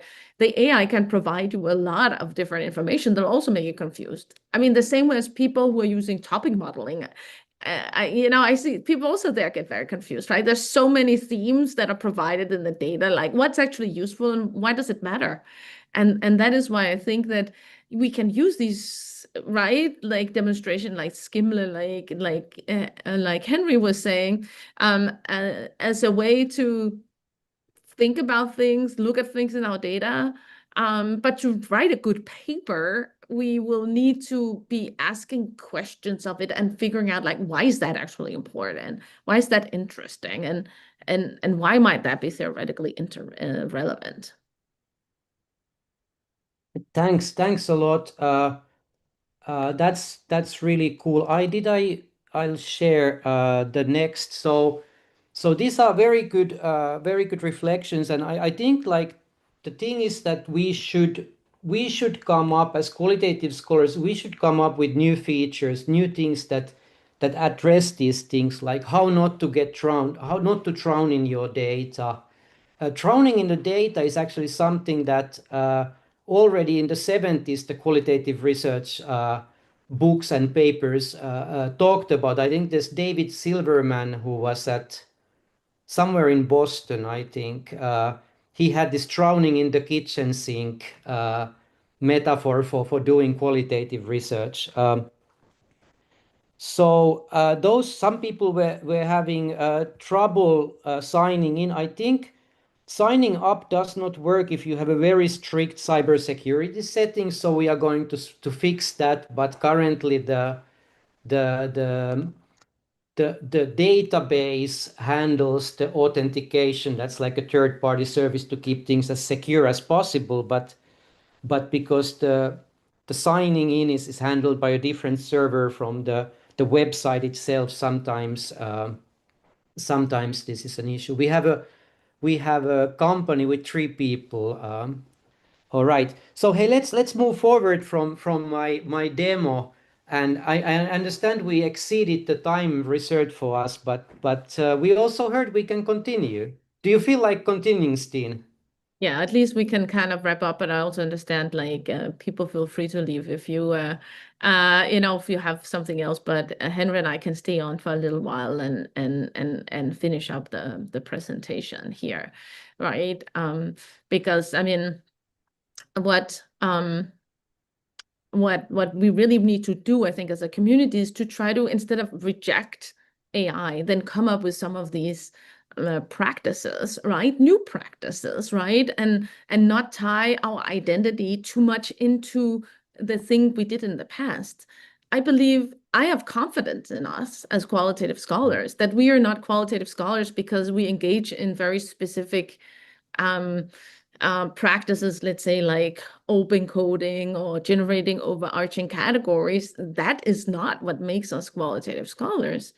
To me, what makes us qualitative scholars is that we can use data, reflect on data to develop new theory. And it is our ability to develop that new theory that makes us qualitative scholars. And where we stand out and are different from quantitative scholars who are trying to test theory. We're not trying to test theory. We're trying to use data in various ways in order to develop new theory. And I think that we can develop together as a community, not me, not Henri, Brett, not you alone, us together. we can begin to reflect upon, are there some new practices that we can develop that will be good for us when we're using, right, we're using these tools, and not be so afraid that, okay, if we are no longer, if it's mostly the AI that does a lot of the open coding for us, it doesn't mean that we stop being qualitative scholars, right? Because we will also retain the control over the tool. I think if you give in to the tool and use it in this automated way, yes, I think you will lose yourself. You will not no longer be a qualitative scholar. But I think there's this ability to identify some of these things. I mean, as for myself, things like summarizing data, identifying contradicting argument intact in the data, all of these small micro practices that can be just incorporated into our research practice the same way as we did with the microwave oven that Henri said in the past, right? That, we thought it was useful for everything, and we figured out it's very good for heating things up. And maybe we can find some of that kind of like best practices together as a community about where do we really think that it helps us. And I also think that might be individualized, right? Like, I personally work with a lot of very, very large data set with a lot of archival data. And so my best practices might also be different for somebody who has a smaller data set that is based on interviews, where it might be other things for which it can be useful. Not a replacement, but useful in some way. Now maybe we take Lydia's question, and also thanks for the patience. Thank you. Thank you very much for the presentation and for the opportunity to ask a question. My question is, when you use AI in your research, do you articulate it in the method section, or you only articulate it in the cover letter, or you don't articulate it at all? I think it's especially related to your point that the editors don't seem to be very open to this. So, and the other question is, in case you did articulate it any time in the past, whether you ever had a pushback from the journal, and what did you do about it? Thank you. I think that this is a very, very important question. Of course, these things are being negotiated, and right now, like as Henri said in the beginning, journals have a very strong policy on AI. So far, I've used AI to things that I'm just toying around with and playing around with, and data sets that I'm having a lot of fun with. Like I have a data set on AI, actually how people talk about AI, that I'm now using AI to analyze. It's very meta, but a lot of fun. I haven't used it on any of the papers that I've submitted so far, and why? Well, because we are not allowed to. Right. So far, it's simply against the journal policy. So I have not done that in any of the papers that I've submitted because I want to get published. Right. But so my foray into AI has been something that I've done on the side of things that I'm not currently working on publishing, but that I'm just enjoying learning about AI, even learning about the topic, let's say in this data set that I have on AI, or been toying around with Henri's tool and a data set that I have on electronic cigarettes, just to understand how it works and how it might be useful for me in my research practice, so that I can develop my skills and knowledge of it. And hopefully at some point in time, in hopefully the near future, there will be change in rules. But I think that so far, honestly, I wouldn't be using AI for something that you want to submit to a journal like right now, because so far it's against the journal policies. Yeah, I would add that to my understanding, AMJ now accepts, they have a policy that says that you can use AI for methodology as a part of your methodology, but still, I think we are at this kind of stage where it's new and it might not be viewed very well by the reviewers. I know that there are a lot of qualitative researchers who are very much categorically against AI, and even I wrote a theory paper recently about AI, and one of the reviewers in a journal is like extremely anti-AI, doesn't believe AI will change any knowledge work anywhere, can't contribute to knowledge work. I mean, that's empirically complete nonsense, of course, but so this is challenge. I would say that you have to disclose in your methods. Like if you use AI, you have to disclose it. I think maybe we want to move towards a world where you only disclose it to your editor, because there's so much anti-AI bias that is not related to what you exactly did, but just the fact that you used AI.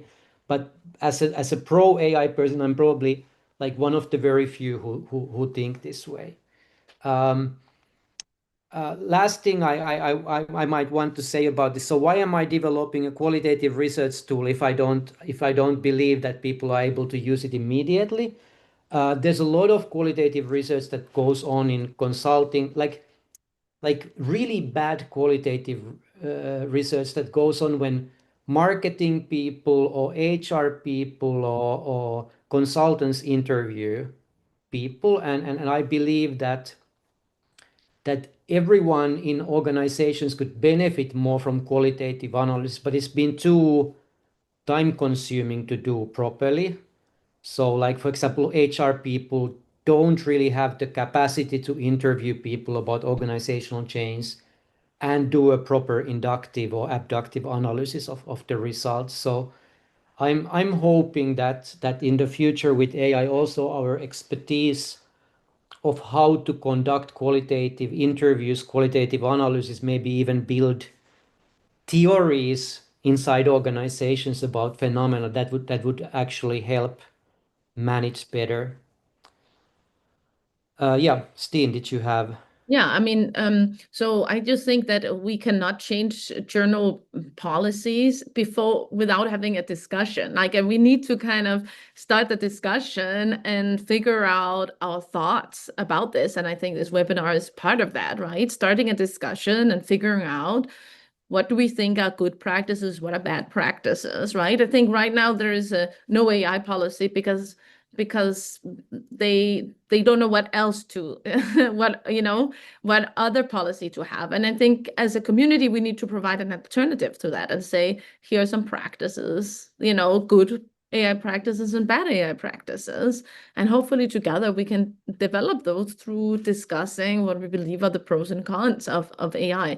But we need to start that discussion because otherwise we can't change the journal's policies. And I think that would be a shame for our field. I think we'll be left behind.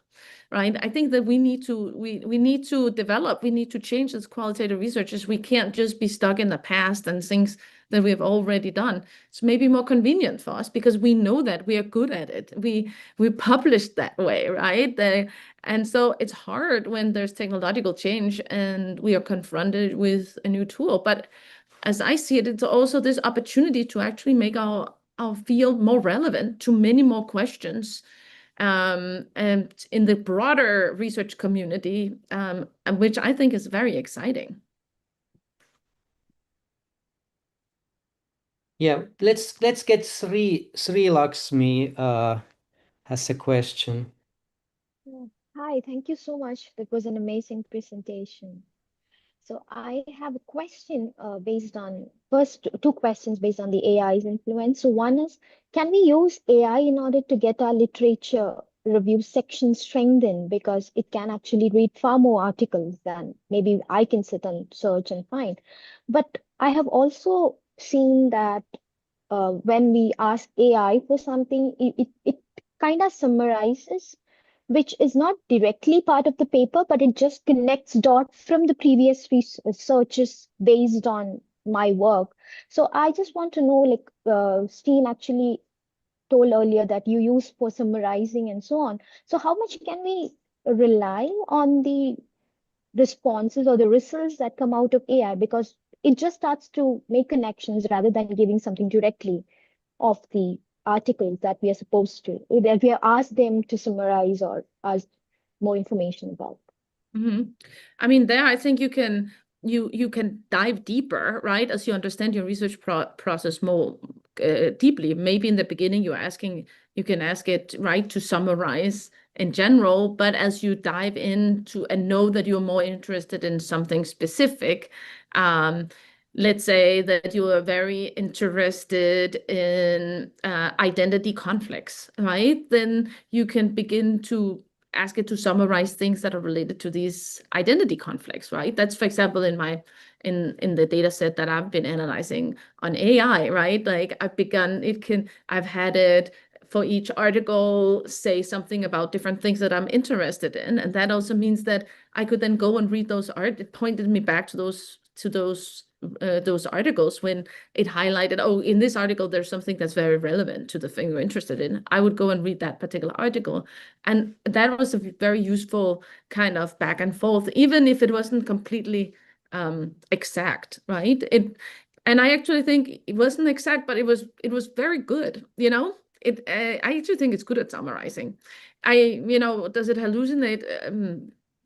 A little bit, but actually summarizing articles, I find it very good at it, right? And I find that is just a micro practice, kind of like the microwave oven, right? But it's So something that speeds up my research, you know? Yeah, actually, I did what exactly you told. So I was searching something on institutional work, and it threw me a lot of results.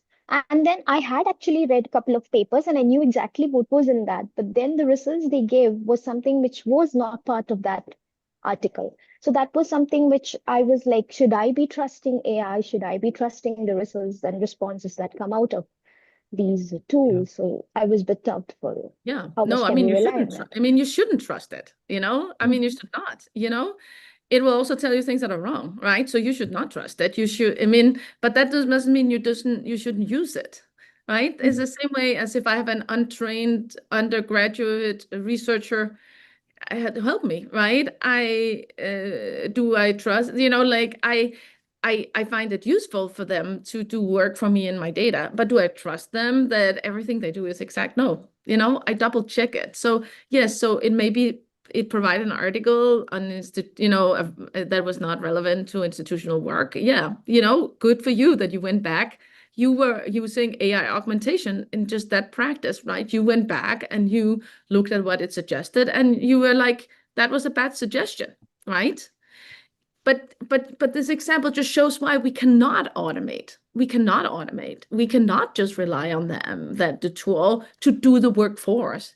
But we can still use it as a tool to suggest certain things, right? That for example,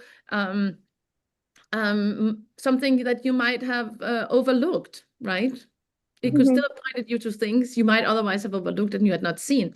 So maybe, even as I said, even if half of its suggestions are good suggestions, that's a lot. You know, to me, it's a lot. You know, but that doesn't mean that I'm reporting all of its suggestions. No way, right? I'm looking at suggestions and I'm throwing out the things that are bad, and I'm using the good stuff, right? You know, I mean, that's again, you know, using your criticality as a way to use it as a tool and not as a substitute. I think that where people get thrown off is when they think about, oh, can I just outsource all my work to the AI? You cannot. You know, I mean, maybe that's kind of some kind of dream we all have, that we can just sit back in our sofa and have a drink and the AI is going to write our paper for us, right? And there's like no more hard work. And then like, no, there keeps being hard work. We need to be hard at work. Maybe we actually somehow nearly need to work harder because we might now work with bigger questions, you know, that require more of us. So it might, if used correctly, I think it can challenge us to do more. But I think if used in this automated fashion where, you know, you're just asking it and you're just reproducing the list that it gives to you, you will do really bad work, and you will also be de-skilled, right? Like, and you will lose your criticality, you'll lose your humanity in a sense, and you'll just be slave to the AI. And that's again, I think that thus we, you know, I know that Ibrad asked this question in the beginning about what about junior scholars? And I think that we also need to then think about, does AI mean that we need to train junior scholars in a different way? What are the things that we now need to teach them? I think that AI, and even if we tell our PhD students that they're not going to use AI, they are going to use it. It's like with our, our MBAs and our undergrad, like we're teaching, we tell them, if we tell them not to use AI, they're going to use it anyway, right? So then it just becomes important for us to teach AI literacy, right? And for example, that you don't trust it. You go back, you look at the sources, you're reflective on the things that you're getting, and you know that it's wrong sometimes. All right. I just add one very quick small thing, and that's the kind of the importance of context. So if you don't provide context that you force the model to answer, like a PDF file of an article, then you kind of it's just drawing on all the kind of distilled training data, and you can get this thing where it hallucinates quite badly often the response. When you provide a context, so you provided an interview transcript or you provide a PDF file, it can still, of course, hallucinate, but the likelihood of that goes down. And then if you ask it to provide direct quotes, then that even decreases it more. Of course, then in some software, the software actually checks that the quotes exist, but if you can't do that still, the likelihood of getting really wrong answers is smaller, right? What we also found that the more data you give, the more approximate the answer. And you see that when you do copy editing, for example, that if you provide one paragraph, it gets really excellent result. It picks all the typos and grammar mistakes. You give it 5 pages, you get like a few things here and there. And for that reason, our software, for example, it feeds half a page roughly of the interview at the time to extract the coding, because otherwise it will start missing too many things in the text. Thank you so much. I Yeah, I haven't agree tried with with the that. And data. also, Uh-huh. I I haven't also think tried with that the it's more data. useful, right? When you know exactly what was about what, right? So also the way I've used it, I've done it as an analysis on these smaller texts that I had, each one at a time. And I also think that becomes more useful because it provides more nuance in like where exactly is this happening and at what time. All right. Thank you so much for your insights. I haven't tried with my data yet because, I as you told earlier, with regards to the security and of the data that we have, so I have not tried with data. I just tried with the literature, sorry. and probably when I try with data, I'll definitely keep this in mind. Thank you so much. Have a nice day. Sorry for the intro. Sorry, I actually I could not find the hands up tool. Can I ask one question? I'm sorry. Sure. Don't the so you are saying that the trusting AI is we should not, as a researcher, should not trust AI. But my question is that if we have to cross check everything the AI generates, so what is the use of doing research with AI? We are um, trying to reduce the time with AI. If we have to manually check everything, for example. And this is one question, and second is the connected question. For example, I have 60 or 70 interviews, and I want to extract a particular theme from every interview. Can I do it with AI? Any? Yeah. Yeah, I mean you can do that, right? I mean you can find extract places, but you cannot know that that's all the places, that it's completely correct in what it is doing. Right. And to answer your other question about, okay, if we're checking AI, how is it helpful? Right? I think it's a great question. Like, why? Well, Yes. because you're only checking the things that are actually interesting to you, So it is helpful because it provides you, it points you to look places in your data you might not have been looking, or it finds places in your data that might be interesting to you. And so in that sense, I'm not double checking everything it's doing because some things are maybe not very interesting to me. And that's not something I'm going to use. like, and then I'll skip over the things that are not doesn't seem interesting, important to whatever I'm doing.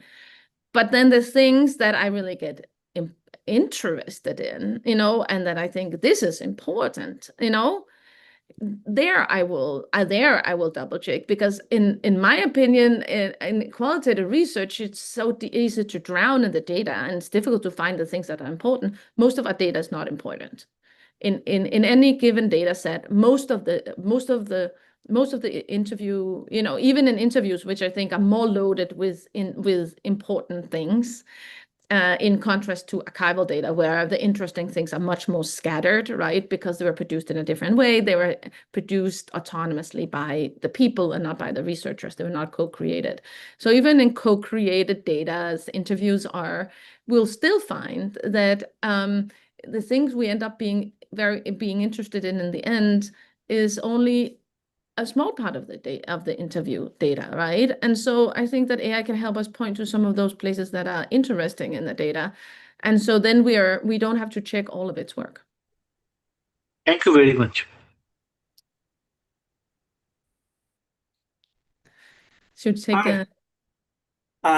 I have a quick question. No, I don't have a quick question about AI because I'm not there yet. But can I have a quick question to Stine about the research identity? Because I'm a puddle jumper, so I found even though I can explain to others what the common theme or threads of my research, but I found it's hard to convince them. So what do you suggest for junior scholars who kind of spanning different fields or methods? Yeah. Thank you. No, I mean, I do think it's hard, but I also think you can explain it as it is, right? That maybe you're following the data, you're following interesting questions, and questions lead you into different locations. And that actually, in that sense, also not that your papers might not always be about the same topic, shows your dedication to empirical examination versus just trying to work instead of trying to force your own perspective onto the data. Okay, thank you. Schildt? Thanks so much. So, Henri, I want to go back to something you said a couple of minutes ago. So, I guess 2.5 years ago, when chat came out, our entire university almost had a bonfire. I mean, they were going to burn the buildings down. I mean, it was really horrific. And I was teaching management science and business law and ethics to 18-year-olds, first-year students, right? And so the New York Times kind of saved me because they did a course about what to do if you're a professor. But Henri, I want to say something that I think is really true. Now that I'm in my 5th year, there is literally almost no education of PhD program students in what we're talking about. That is why I took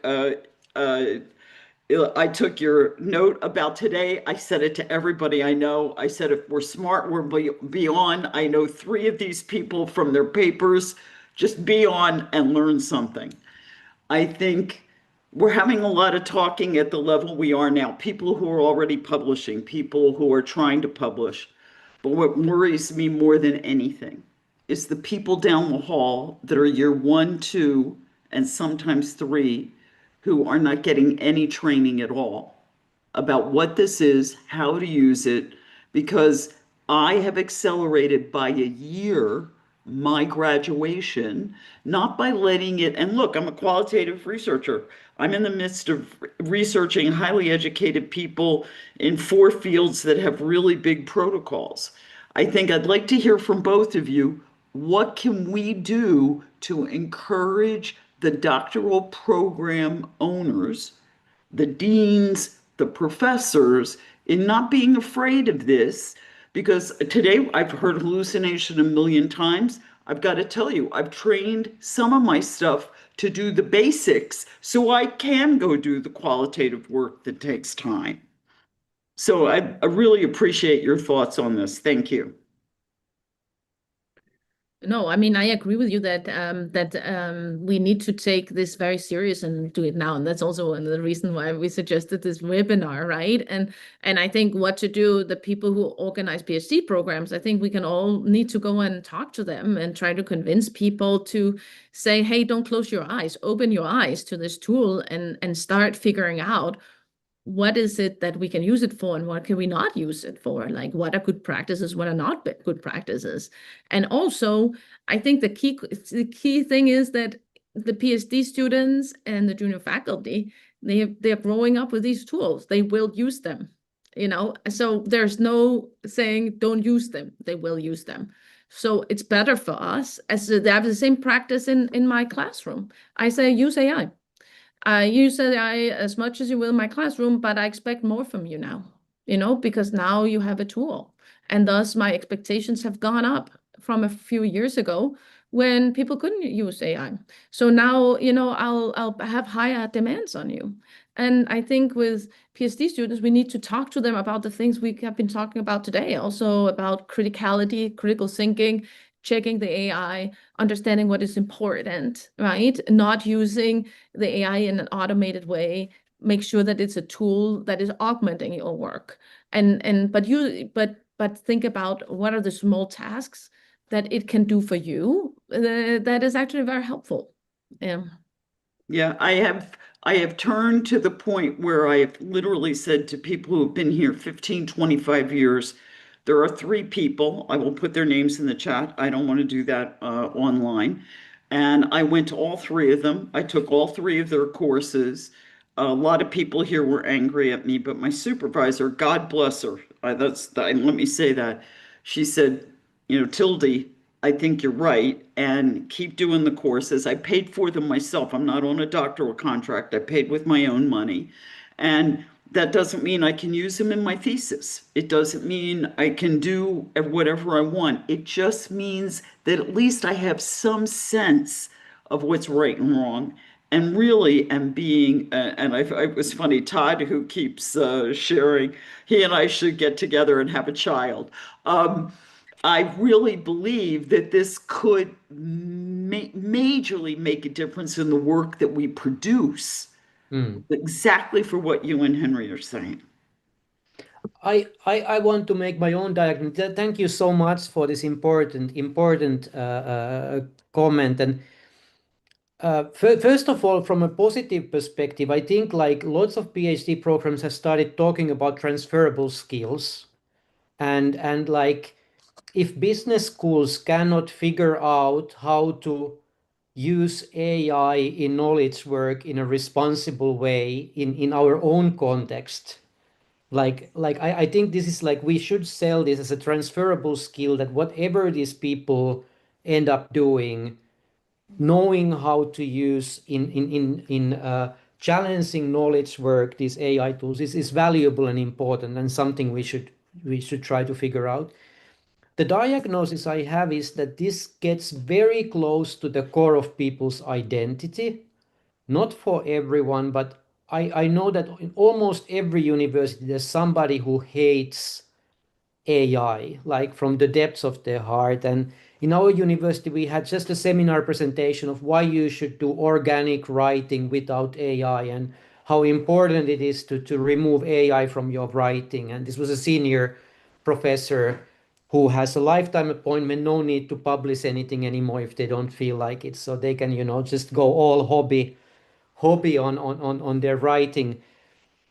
And universities also, because everybody has a lifetime employment, we are very afraid of conflicts, right? So when you have a few senior people, and not old necessarily, but full professors who feel strongly against AI, then it's not the fight you want to get in, right? Because these people are not going to go anywhere. They might be there 15 years from now.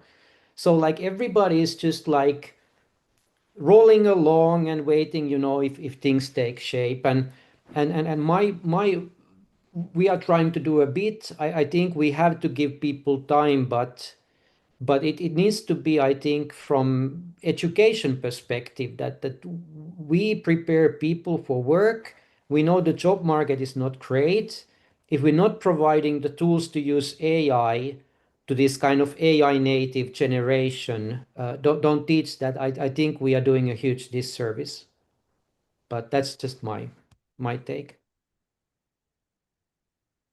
Yeah. Ryan? Hello. Yes, hello. Thank you very much for this informative webinar. Great information have been shared, and I learned a lot today. I totally agree on the we can't trust what AI gives us as information.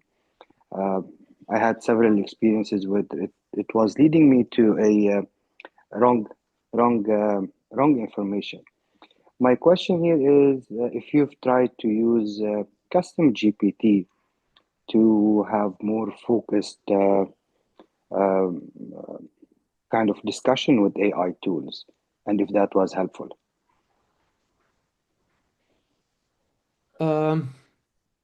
I think the problem I have, so this is like, maybe this is my personal preference. So I would like to understand how the tools work. So like if you use ChatGPT and you copy paste the part of an interview and say, identify things here, or you put a list of codes and you say like form categories out of this, then you kind of have this feeling of how it works.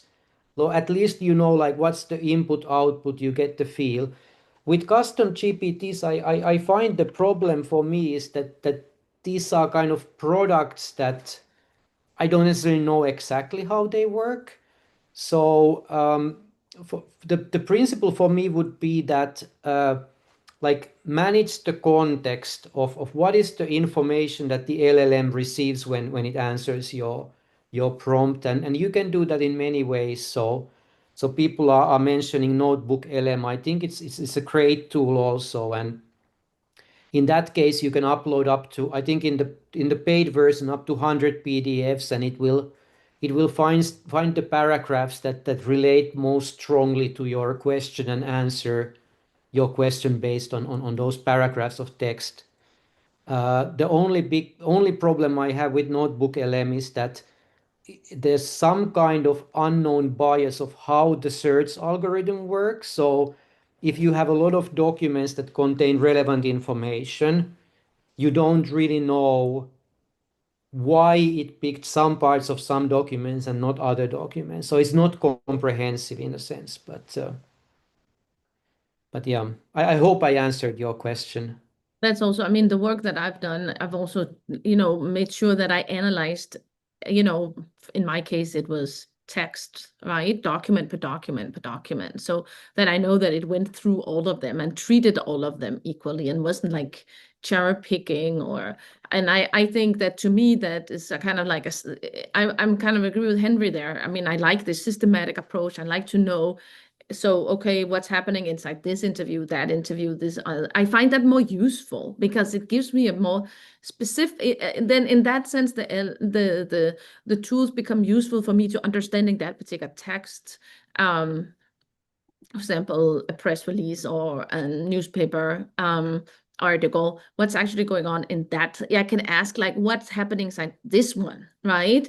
I find that this conversation at a very general level, sometimes it gets more foggy, right? Like, and to me also, a little bit, I don't really understand where is it coming from? What is it actually doing? I kind of like to use AI for kind of very concrete tasks. Like again, coming back to my microwave example, right? Like, boil the water for me, right? Provide a summary of this text, identify the sentiment in this particular article, right? Like do some kind of very basic things, but I still feel I'm very much in control about, and I understand what it is I'm asking it to do, right?